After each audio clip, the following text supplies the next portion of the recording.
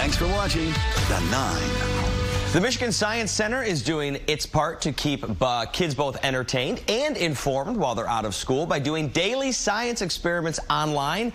Joining me live via Skype is Anna Sterner, Michigan Science Center educator. Good morning to you, Anna. What and when are you guys doing these experiments?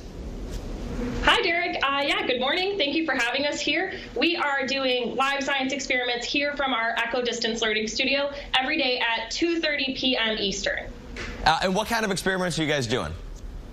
Ooh, well, today I've brought kind of a preview of what we might talk about. So far, we've done some liquid nitrogen, we've done a little bit of fire, but today we're going to be talking about vacuum science. And so we'll be putting some objects inside our vacuum chamber here and seeing what kind of effects we might see. So you've got them all out on the table. Are you going to give us a little preview here, or are we going to have to tune in later today to watch this?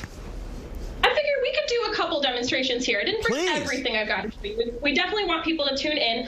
These programs are hosted on our Facebook Live, so the Michigan Science Center's Facebook page. You can log on every day at 2:30 p.m. and we can actually interact with people live. And so if people have suggestions for things they might like to see us put inside the vacuum chamber, that would be a great way to suggest them.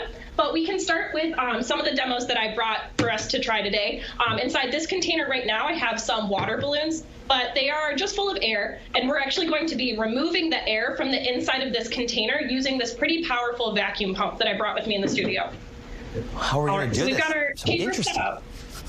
Yeah, so we've got our chamber set up here, and we'll turn on the vacuum. It's going to be just a little bit loud, but we should be able to see some pretty interesting things happening to these water balloons here inside the container.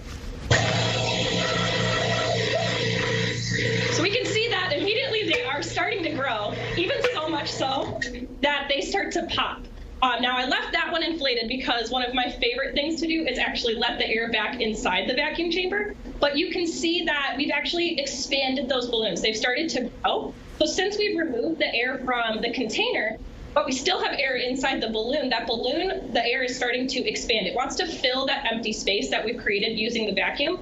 But if we let the air back in, let's see what happens. Pretty fun stuff. Fantastic.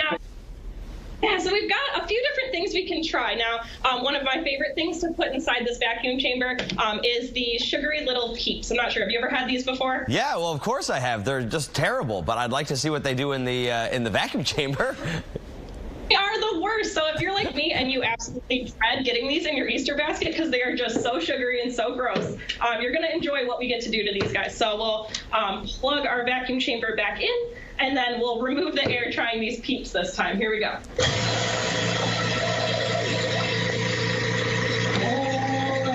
Giant peeps.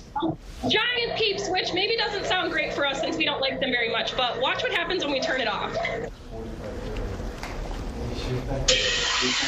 Oh. Yes. So now we've got some really kind of hard and crunchy kind of deflated peeps. Now, just like the water balloon, these peeps are actually full of air, actually millions of tiny pockets of air. But when we put these guys in the vacuum chamber, we actually ripped some of those air molecules out of the peeps. So when we let the air back in, it's actually crushed underneath the force of air pressure here. That is awesome. Anna, we're running out of time here, so I just want to let everybody know, again, you guys do these experiments every day, 2:30, right? 2:30 p.m. It'll be live on our Facebook page. Tune in if you'd like to ask and answer some questions live with us here from our distance learning studio, but the videos will be posted online afterwards as well. Awesome. The Michigan Science Center Facebook page, right? Yes? Perfect. Okay, Anna, thank you so much. That was cool. We look forward to keeping the education going, even during this crazy time when the kids are off school. So it's a great way to learn. So thank you guys so much for what you're doing, and we will be tuning in, of course. All right, let's move on now to this. It was